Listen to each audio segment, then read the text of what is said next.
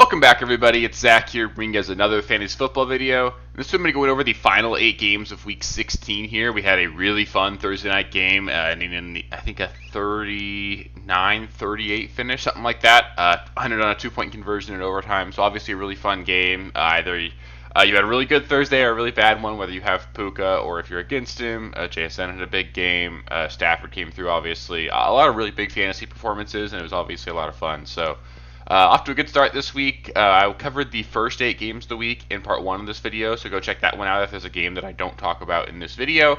Of course, if you guys have any specific start-sit questions, let me know in the comments below. I will get back to you guys before the games kick off. And yeah, let's do what we can to get you guys set and get you guys into the finals here. So let's get into it, guys. We'll start things off here with the Bills at the Browns. The Browns, obviously the defense is phenomenal, but it has faltered a little bit over the last couple weeks. Don't be worried at all about Josh Allen or James Cook. You're going to play both of those guys. And honestly, James Cook feels like a guy that might blow up for a big game here. The Browns' run defense has not been very good lately, so it's certainly an option there if you want to look at that. Of course, you're playing him, but I do just kind of expect him to be a big play, even in like DFS formats if you want to go there. But I don't think you can play another Bill. There's no pass catcher that really stands out for me. It would just be those two, and then it's just pretty muddy other than that. So those two are in play. For the Browns, Judkins, more of like a low-end running back too. The matchup's certainly there. I think he's really talented, but the usage has been really weird. So it's just sort of a wide range of outcomes there with Judkins, but you can run against the Bills, so I would be playing him. Just understand that, the floor is not exactly very high. And then Harold Fannin, probably in my lineup as well. Pretty solid, like low-end tight end 1. It would be hard to bench him unless you're loaded at the tight end position, and that's going to be it. I'm not going to play Jerry Jeudy. I'm not going to play anybody else there. It's going to be Fannin and Judkins for the Browns, and then Allen and Cook for the Bills. We got a real gross game here. We got the Chiefs at the Titans. For the Chiefs, Travis Kelce, more of like a low-end tight end option. I'd have played Harold Fannin over him, but he's still in play if you need to, even with Gardner Minshew. Rashee Rice, you're going to play him, assuming he clears concussion protocol. Gardner Minshew, obviously not fantastic, but he can get the ball to Rice near the line of scrimmage, which is really where he's done everything anyway. So that's an option for sure. And then that's really it. You could look at a guy like Xavier Worthy if Rashee Rice were to miss, but I just really don't want to go there. I think I'd prefer to sit everybody outside of Kelce and Rice. And then for the Titans, it's one player. It's Tony Pollard. He's an option if you need to. Chiefs are a tough defense. Maybe they sort of let up because it's the first time they haven't been in playoff contention. So maybe we see them sort of, take the week off, and then obviously Pollard could come through with a big game. But as we know right now, the Chiefs are a good run defense. Pollard has had 2 great weeks in a row, but it would be okay to bench him if you had to. But also he's in play if you need to. It's just, I wouldn't expect him to continue doing what he's done the last couple of weeks. Next up, we've got the Jaguars at the Broncos. Huge game here. A lot of playoff seeding implications there in the AFC. For the Jaguars, I think Trevor Lawrence is a streaming option. The Broncos defense is obviously very good, but Lawrence has been playing so well that I think you could still stream him if you want to. I feel pretty good about Travis Etienne. We got Bashal Tutin dealing with a finger injury. I think he had surgery and put him on IR as well. So Etienne's going to be in line for a ton of work. Really tough matchup here against Denver, but Etienne's been so good, there's no way you're benching him.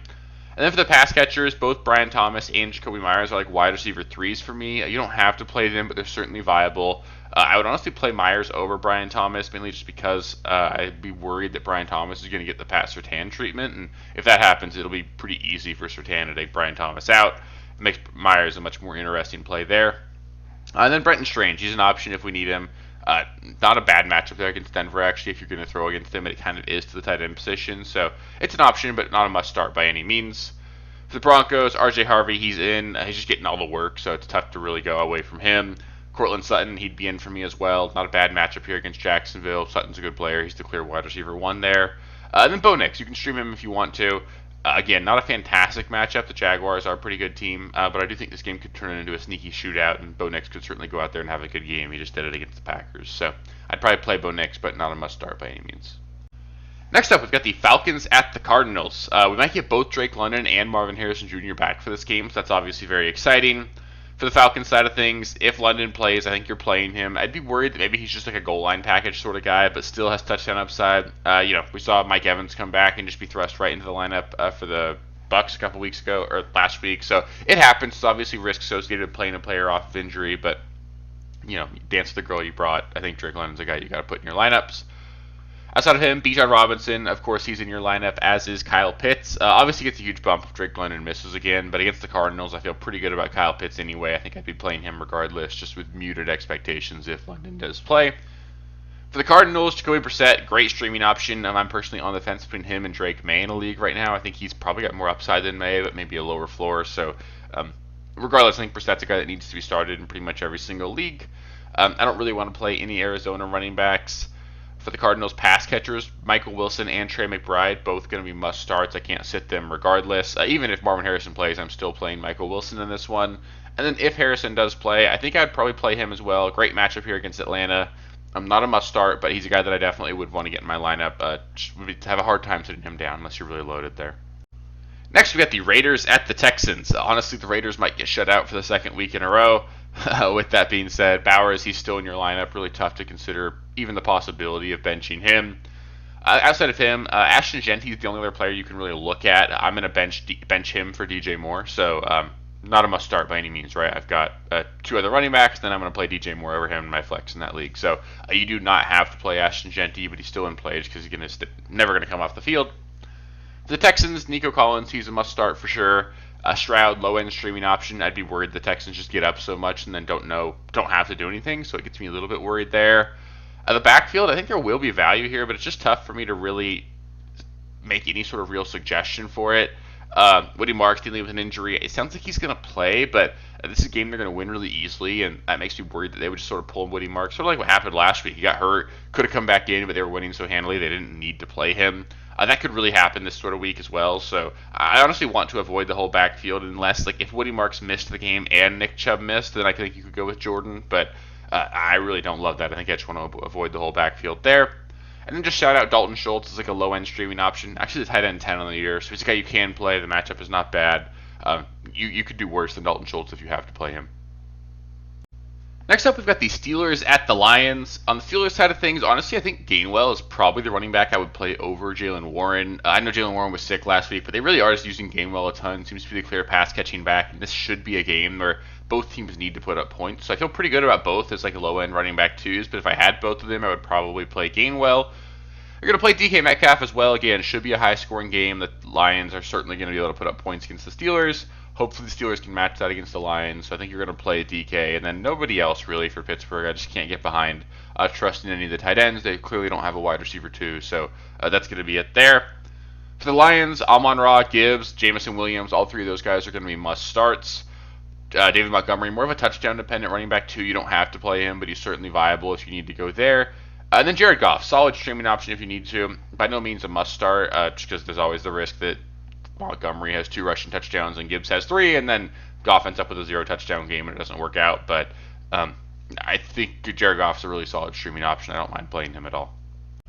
Moving on to the Sunday night game here, we've got the Patriots at the Ravens. For the Patriots, Drake May probably in. I did mention earlier that I might play Jacoby Brissett over him. That's more because I'm pro Brissett, not anti-Drake May. May's been super reliable every single week. He's got a relatively high floor. The ceiling hasn't really been there this season, but the floor is really high. I think you're just going to play him unless you're like a super significant underdog or something. I need to get crazy with some upside. TreVeyon Henderson, he's also in here. I just can't imagine benching him. I know the usage is a little bit frustrating, but he's always one snap away from a 70-yard touchdown. Just really tough to sit that down. But honestly, that'd be it for New England for me. There's too much variance for the rest of the pass catchers. It's tough to know between Diggs, Booty, Henry, Douglas, Mac Hollins, Kyle Williams. It's just tough to know who's going to come through the passing game. And I don't really want to trust any of them. I think if I had to, it'd be Hunter Henry just because the tight end position is so desperate. But I don't want to play any of those guys. And then Ramondre Stevenson, a desperation play at like low-end running back too. You're praying he falls in the end zone. I hope he doesn't because I got TreVeyon and May in a couple leagues. So I hope he doesn't do that. But if he does, he's obviously at least a low-end running back too. But there's no real ceiling there. I think you could do better. For the Ravens, Lamar is more of like a low-end quarterback one for me. I think you can still play him. I'm personally torn between him and Jackson Dart in the league. I don't know where I'm going to land on that. I think I'm still leaning Jackson Dart, actually, but the matchup against Minnesota is tougher there, too. So you can play Lamar, but he's by no means a must-start. I think most people probably have to start him. Most people don't have multiple options, but he's not a must-start by any means. Derrick Henry, he's in. There's no way you're sitting him. I know the usage is frustrating, but they were just up so much last week they didn't need to use him. I think they're saving him for snaps and stuff that matter. And then Zay Flowers, he's the only other player in Baltimore that I think you can look at. I'd probably play him. He's more of like a low-end wide receiver 2, high-end wide receiver 3. There's no real ceiling with him. Touchdown upside is obviously limited, but it'd be tough to sit him. I think he's got such a safe floor that I'd probably just be playing him. And the last game of the week here is Monday Night Football between the Niners and the Colts.